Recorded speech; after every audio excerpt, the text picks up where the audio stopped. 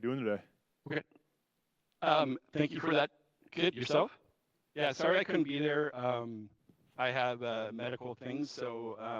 But yeah, so as Jared said, this is kind of the three views of hacking. What does it look when the attack starts? What does it look like in the middle when the user is doing something? And, you know, at the end, what does it look like when someone like myself or a member of um, the network center team needs to come in and triage and do a review. So you're aware that I'm not teaching a hacking class. It would take me weeks to be able to teach everybody how to evade antivirus, but it is just a quick way to show you, again, what happens once one of the users does click on something or clicks on a link or clicks on something. The tools that I've been using, they're all within Kali Linux. You can download them, use them. I'm not going to show you the commands. Again, if you were to run them, though, antivirus would go off. So you do have to have other experience within the tool to be able to evade antivirus and application control and ASLR, those things that are within the Windows operating system just by itself. And we're not even talking about, once we get into ESET, Arctic Wolf, all these other things. But you'll see how we look at the overall attack and then what actually happens. So the hacker, as most of you know, if you've ever had been hacked or heard a friend that's been hacked, majority of the time, it honestly is about money.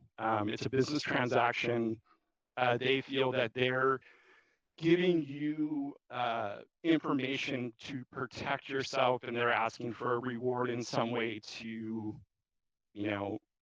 help them or whatever. And a lot of times, again, I will never stay to pay them because of the simple fact that that just means they're probably going to come back for more. Again, they're driven by that.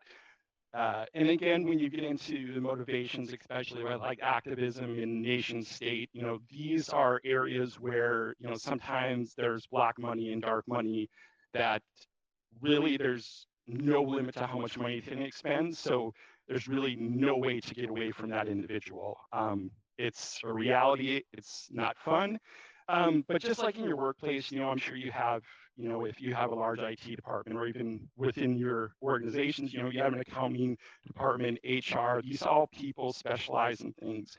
Well, hackers nowadays too is because our ecosystem is so complex, just with the, virtualization, Docker, all these other things that control your network.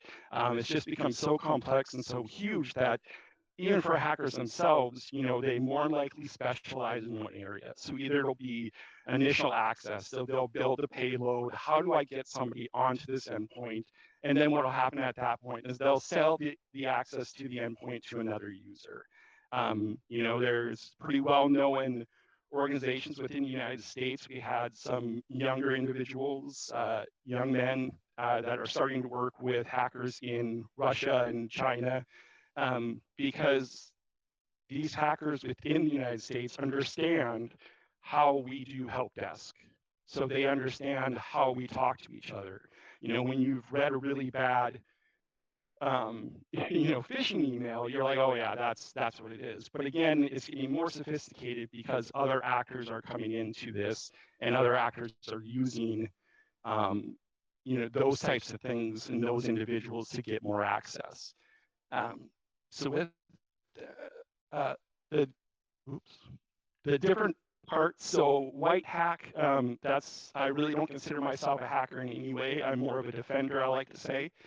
I like to defend things against hackers, but I have to know what they do to be able to figure out how to stop them next time, or what is going on in this attack. Every attack is different, but they all start on the kind of the same premise. It's usually a vulnerability or something that happens that user does. A gray hat hacker, sometimes they do good, sometimes they do bad. I kind of find, organizations that do hacks and anything like that, because of the fact that hackers are easy to hide themselves and not be. When you get in the gray hat area, you may have an individual that's working for a Fortune 500 or Fortune 100 company that does their security, but they know how to hide themselves. They know how to make additional money without revealing who they actually are. So that's always found interesting. And then when you get into the black hats, these are the elite nation state. You're not going to be honest, you're not going to be able to get away from them. They have unlimited funds, unlimited resources. But within all of this, I hope that by the end you'll understand, what it takes to control the whole ecosystem, and then just what you can do to try to protect yourself a little bit more against these bad actors. So ultimately, how does a hacker find you? And a lot of it comes down to open source intelligence. What can I find on public record about you? Now, let's say, again, I was a young individual, you made me mad for some unknown reason, and I research you. These are all the things that I can find out about you. I can find out your social security number, your birth date, your kids' names, pets' names, all of your old passwords, your email addresses, all those things. And this isn't anything that you did. You did none of these things for this stuff to be there. But this is all through the breaches like Target, Home Depot. The most recent one there at the bottom, the National Public Data Breach. I guarantee you, if you're over the age of 20 or even 18 and you've applied for credit, you are more than likely a part of this national database. If you go to this link, you can type in your name, one of your addresses. It will not release or show the full social security number. The organization that controls that website has masked it out, but it does show the last 4 digits of your social security number. And that's a scary thing. And if you know where to go on the dark web or where you need to go within the dark net, you can still pull that down and see all those information and see that information. So it's important to protect yourself. I always recommend to people that to make sure that when you go and do anything, like with your credit files, stuff like that, try to freeze them. That's the best thing if you're wondering, for your social security number and stuff like that. But again, ultimately, all of our information is out there and it's all available readily for all of us. So right now I'm going to get into the actual hack or how a hack starts. So we talk about the payload. The payload is a document, an Excel, PowerPoint, anything that can be executed, anything that is going to be, for instance, it's a doc file, but the word, exe is going to execute that file. And at that time, what happens is a payload, we can do certain things for it to evade. I like doing ones in PowerShell because I know PowerShell pretty well. So a lot of those things, that's how I do it. And again, because we all have specialities and we all have strengths and weaknesses in certain areas in IT, especially in defending, you have to go with what you know to defend and then figure out how to defend. So basically, once I can get that payload created, I need my initial connection. So right there, we're going to start with kind of the payload. So what is the payload? Like I said, it's an exe file that, oh, good, that finished. That within this command, I'm telling this program to create a platform. I want it to be Windows, I want it to be shell-based, and I want it to be reverse TCP/IP. The listening host, this is this guy right here. And what he's doing is he's listening on port 4444. Now again, as you can see that if I was to run this, the odds of Defender finding it right now, if it was turned on, would be greatly, would happen.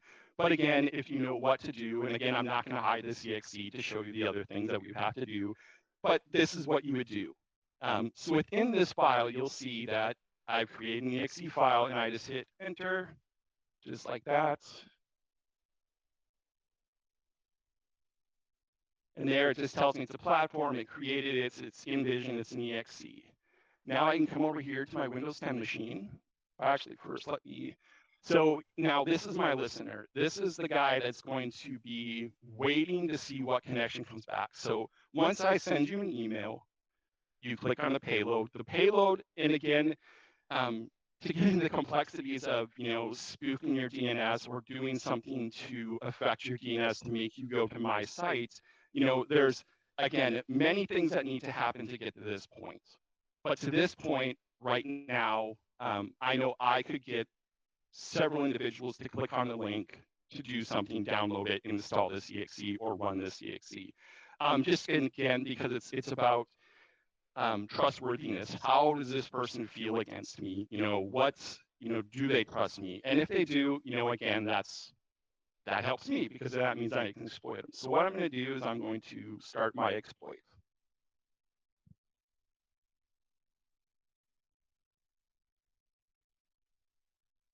And within this, now it tells me I have a reverse TCP handler. It's going to that IP to that port. Now, once I come in here to my Windows 10 machine, I've already moved it over because I don't think you guys really want to watch me move files from one server to another. So I've already moved over the Vision 2024 file. So right now I'm going to do a netstat-aon. And now this would be a command that, as a security engineer, I'm just kind of showing you guys right now the before and after when I start this command. So I start my netstat. I see that I'm talking to a bunch of random Microsoft servers on 443. I have some established. I'm listening on certain ports. I have some, loopbacks coming in. So what I'm going to do now is I've told said user to double click on this exe. User clicks on the exe and they keep clicking and they're like, why is nothing happening? What's going on? And then again, you're like, oh, that's weird. That it should happen. What ultimately has happened is now, when I go back to my Kali machine, you're actually connected. So right here, I can do a system info. And it tells me I'm connected to Win 10 and Vision Windows 10 64-bit. It's in a work group. But even with the work group, it wouldn't have mattered at all. If I was in a domain or whatever, it wouldn't have mattered because, again, the exe, the user is running it. And so now I can get in here. So what do I do now? So again, I don't want to make a lot of noise so that your IDS or something figures out I'm doing something. So you just kind of start low and slow. You want to find things that you can do to use against. Now, I would love to tell everybody that everybody's 100% patched, everything is good, but that's just simply not the case. And I'll show you that here in the next attack. So with this, right now, I want to go to a shell. Actually, here, I'm going to start another one first. So how do I get your password? I have people that ask me that. Sometimes, we're not able to get to the registry. So one thing I can do is I can do a key scan. And I want to start. So what that does is just as it says, it's starting a keystroke sniffer. Now I'm going to come back to here. Still, it hasn't ran. I'm going to go into my Mozilla Firefox. And now I'm just going to type in, I have.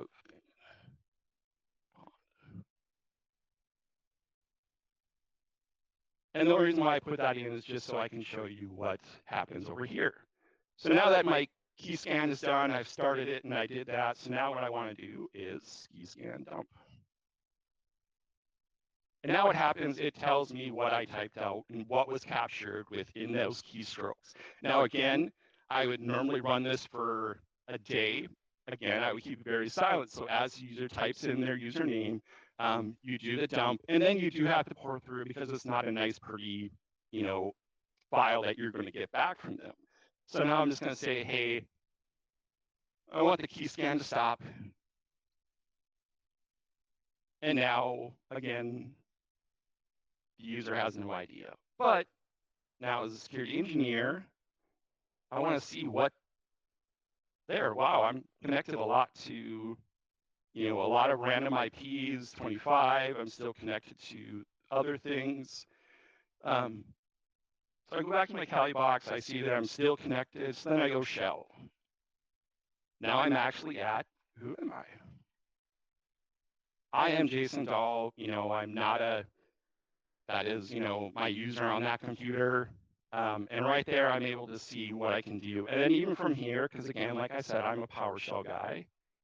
I can run PowerShell from within command prompt to give me, get MP prefs. So this would be the preferences for like Defender or what have you. Um, sorry, I'm not going to run it because it just takes a while. So when you do run commands against this, it does take time to come back. So I would say, and then as I'm also looking for the network, like I'm trying to see what DNS servers you're connecting to, what is your domain controller, what is your DHCP server, how can I fool you to click on this? So at this point, I'm just going to close out of this exercise and quit out of that guy. So the next attack that I'm going to show is very much involved around your browser. So it's important to update your browser. So what this tool is it's a browser Autopon. So what I do is I set up this server and I start directing traffic to it. Now, one of the things that I want to try to do is I want to try to exploit Adobe Flash. There's still a number of organizations that I step into that still have Flash installed, that still have Flash installed on several computers. Firefox, it still is installed at version 15 and 17. All these are vulnerable. If the person was to use it one time and that application didn't update, it would affect. So I'm going to show you here how do I. Hopefully this will work.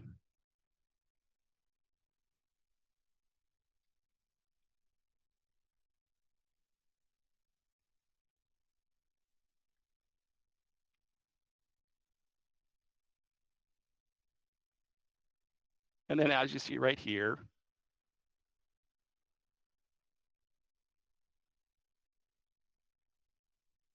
it started sending, gathering information. It closed the link out just because I just didn't have enough time to keep it open. But what ultimately happens is there is an unknown path. My browser is connecting to this server, and this server is scanning my browser to make look for certain vulnerabilities. It's looking to see if Adobe Flash is installed. If it is, it's going to see which version and what can it do to attack it. And the reason why I use the reverse shell, because it gets me to this point in the computer is that's where I want to be. I want to be at the shell because I know that misconfigurations and mispatches plague all organizations regardless of who you are. So right here we see that its script is deprecated. It's not supported to migrate. So yes, this one's going to blow up because again, I just don't have Adobe installed. But if I did, what would happen also is that Adobe will come up and say, hey, do you want to install me? No, I don't. And that's just, sorry, this one didn't work out the best, but it is trying to open up a shell here. So it's still trying to do something. It's going to come back and fail. But at least, you can see here, this is how all of these start within, as you're going through, as an attacker is attacking your network. So now that I've showed you the payload initial connection, now it's to who? The user. The user interaction is, like I said, is needed for 94% of all attacks. Someone must click on something to start the attack. And as you saw with the delivery system, it can be an email, a website, a combination of both. I can do it in a doc file. I can do all of these things to simply also because I know how we in the United States administer networks. I administer them myself. I've been lazy myself, just like all of us. So, those are the things that I look for. So helping your users provide a minimum training, invest in an intrusion detection system like a honeypot or something like that, so that when something starts, an attack, a scan, so as I've gotten control here within my VM and I've gotten into your system, and I'm, again, going to make as little noise as possible, but I can't not make some noise because I have to find out the network. I have to find out where is the target? What am I trying to get to? Is the network segregated? You know, a lot of flat networks, meaning you have one IP space, you know, that it's easy because again, you're just within that one spot. But if you're able to control Microsoft Windows, the firewall, blocking ports, you know, only opening the ports that are absolutely 100% necessary for your organization. Now, is this easy? No, it's not. Is it difficult and does it cause more work? Yes, it does. But at the end of the day, it's all about slowing down the hacker, excuse me, and making them work harder for it. You know, the harder I have to work to get to this shell, the more noise I'm going to make. Um, and so then as we look at here, I went to here, but one thing that we're going to do is,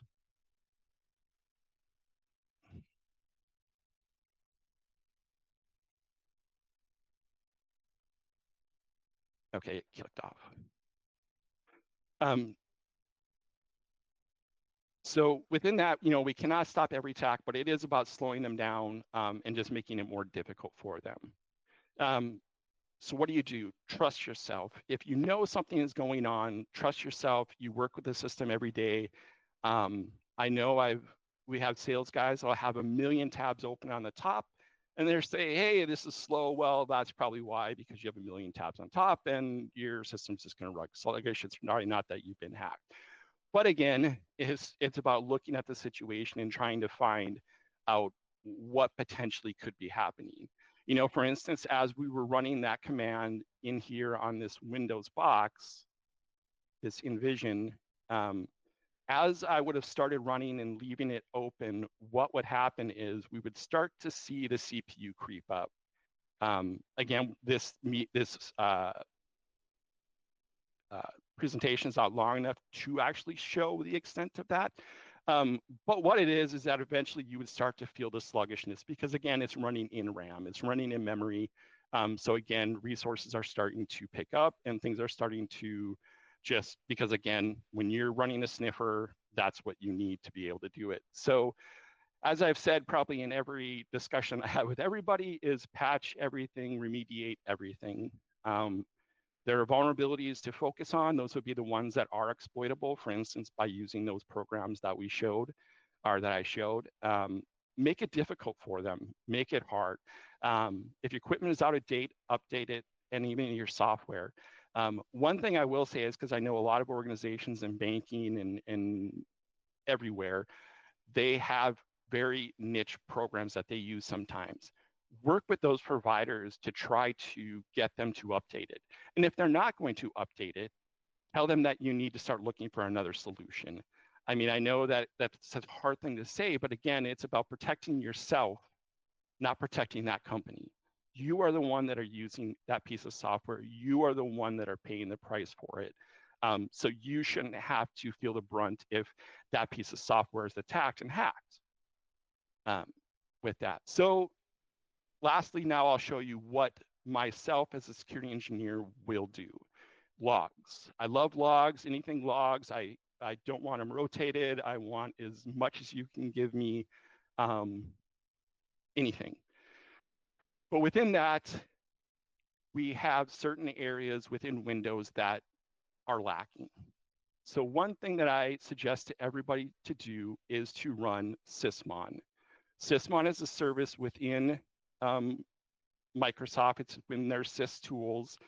And I'm sure you've maybe heard about it. I know there's a lot of organizations that talk about it, but Sysmon is a great tool because what it does is, unlike the application and security and system log, within Sysmon, it's showing you what items are getting opened and closed. It's showing me what DNS connections are being made, which is valuable to me as an engineer because again, if you've had this happen to you, you want to know, how did this happen? What can we do to stop it from happening next time? And this is kind of where we get into, you know, making it hard. So as we go through, sorry, this is taking a little bit longer. I just wanted to show you what it would look like. So again, as I go through logs and I'm looking at certain things, and again, once you're used to going through multiple, IR events and helping customers, you start to see a pattern and you start to really look at what is happening. I'm sure probably not a lot of you can see this, so I apologize, but basically, as I go through these processes, I go through relatively quick because I'm just looking for something that, again, stands out. Like I see this is a VMware tools. I know that does it every 5 minutes. I know VS host. Okay, I know what that service is. So as I go through and I'm processing through these things, and this is honestly how it is clicking on every single thing. So right here, I found, oh, wow, this is weird. Why did Jason Dahl launch this application from his desktop? So right there, it tells me that the process was terminated, but still the process was created. How long was it created? How long did it sit there? What did the person do? So that's where in here, with Sysmon again, I can see that, oh, it started at 8:16. Oh, but it was terminated by 8:17, which means that person had an hour access or, a 1 minute access to it. So that is good from my standpoint because that lets me know that the individual wasn't on there very long to do a whole lot. Again, a hack is not a quick thing. Anybody that says, oh, I can hack you in 5, no. A hack takes time and patience because, again, I'm working to manipulate you into you clicking on something that you're unsure of. So once you click on that thing, I am not going to, go crazy and try to do as much as possible, as quick as possible, because of the simple fact that I need to be able to get to what's up on that machine, or I, am needing something from it. So that's why normally when more senior, black hats get in, they're very stealthy and they know how to move around the system, and you just have to be able to follow them. But then if you have these IDS and these Sysmon things in place and monitored, we can find them very quickly. We've had customers, we're a big Arctic Wolf organization, so we work with Arctic Wolf, and it's pretty amazing to watch them collect logs, and they're collecting logs, they're doing their review against it, but what they're seeing is the attack coming from the outside. So they're seeing the VPN get hit with the user logging in that shouldn't be logging in. They're seeing that a password, that, for instance, when I get onto this machine, one of the things that I want to do is I'm probably going to want to run, an Nmap or something to find anything else on the network that could be vulnerable, that I could use. So I always recommend Sysmon. Even your Windows firewall, you don't need to use the firewall. You can put it just in an on state. You can do any rule open. But what I would suggest is log the domain, the public, and private all in 3 separate files. Because again, if I come on site, one of the things that I'm going to want to see is that local firewall on where you're connecting to. And then even with that, with the Sysmon items, I can use those together to track down further. It's just, just like anything else, it's an investigation. It's finding out, okay, how did this happen? One, who opened it or what did they do? How can we stop it in the future? And then how do we help you recover as fast as possible? So, when these things do happen, and let's say ESET is, contained in one of your NSETs, or even Arctic Wolf is contained an endpoint, that's great for us because the fact of the matter is it stopped the attack right there. And all we have to do is probably, we're going to reload that individual's computer, and we're going to make sure that that system is reloaded, safe, and durable. But again, we've stopped in one port. It's not going to stop the whole organization from going down. So with all of that, these are kind of recommendations, again, that will help you throughout your cybersecurity roadmap and working through that. So encrypted backups, patch management, you can use PowerShell and WinGet and Intune and Automate and, PDQ. There's tons of them out there. Log management too, Arctic Wolf, QRadar, OSSIM. That's an open source one. So I do include open source things because I enjoy open source. I like working with it. I like the challenge of, taking something that, they've put together pretty well, but still you have to, tune it to your system. Host IDS, again, this is if I'm going to run an Nmap and I'm going to do it on that local subnet, I want something to find it. Defender is, Microsoft has really poured a lot of money into the Defender and those types of things. So Microsoft is still working their way through. I'm not going to say that it's not bad. I'm not going to say that it's great. But again, it's areas that these companies are working through. And the great thing is a lot of them learn from each other on, hey, how are you doing this and how are you doing that? And then training, is always going to be important, at least once a year to do training, and then do phishing exercises at least monthly. Again, with training, I've never liked the fact that people get punished if they do wrong. Again, they're not a cybersecurity individual. But again, it's just practice makes purpose. Let's make it so that individuals don't, click on bad things or anything like that. One of the things I suggest all the time is implementing OS security hardening guidance. Within this guidance, a lot of people look at it and it's huge. It's about 1,300 pages of settings, about, if you do level 1s and level 2s, you're talking 650 individual settings that you'd set within group policy. But what you're getting, if you set the full level 1 implementation group 3, so there's 3 implementation groups, if you set all 3, there is a great reduction in your attack surface on areas that we can exploit and use against you and those things. And then again, at the bottom, like I said, install and configure sysmon, because it's just a great thing to have on hand and available. So success from the recommendations. So according to studies that I've looked at and research, again, we in the security field, we do a lot of reading, a lot of research, and just trying to understand attacks and how they got started or what happened. So again, it's showing a reduction from 60% to as low as 10, and that's getting those individuals, your users, getting them training, and it shows that there is a significant drop in spam emails and people clicking on things or anything like that. Early warning systems, again, like I said, it's the faster we know, the faster we can react and the faster we can stop it. And that's just how we, again, work through these things and then trying to secure you as much as possible. Implementing security hardening guidance, like I said, with the CIS benchmarks, the DISA STIGs, there's organizations that have other, security guidance and recommendations that we can get into. And then even there is, attack surface reduction within Microsoft Defender, which works pretty well. We've been testing it and doing things like that going forward. So again, just to kind of wrap up, the biggest thing you have to remember that when we talk about an attacker is that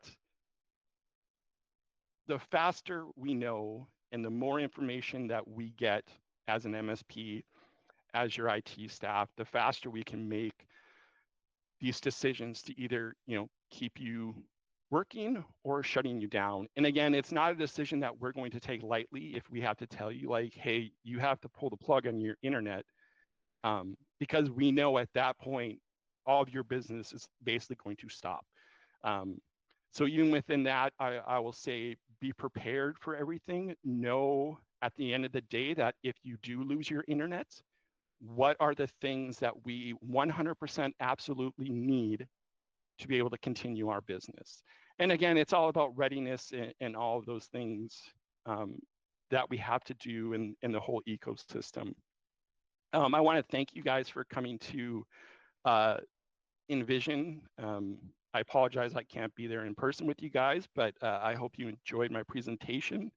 Does anybody have any questions? I think I can hear them, Ryan? Does not seem like we have any questions. Okay. Well, thank you all again. I hope you guys have a great day, and take care. Thanks. Thank you.